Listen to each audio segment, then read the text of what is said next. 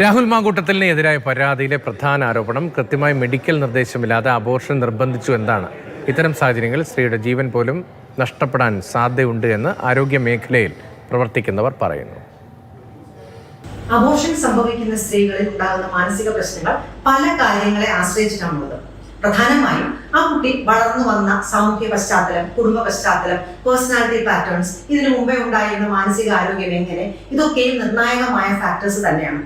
സാധാരണഗതിയിൽ കുട്ടിയെ നഷ്ടപ്പെടുമ്പോൾ ആ കുട്ടിയോട് എത്രമാത്രം വൈകാരികമായിട്ടുള്ള ഒരു അറ്റാച്ച്മെന്റ് ഉണ്ട് എന്നുള്ളത് വളരെയധികം പ്രാധാന്യം അർഹിക്കുന്ന ഒന്നാണ്.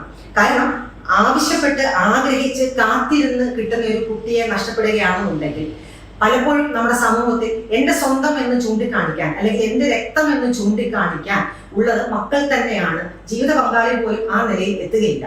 അപ്പോൾ ആ സാഹചര്യം വരുമ്പോൾ അങ്ങനെ നോക്കിപ്പാർത്ത് ഇരിക്കുന്ന ഒരു കുട്ടി നഷ്ടപ്പെടുമ്പോൾ അത് പല സ്ത്രീകൾക്കും അത് വേദനാജനകമാണ്.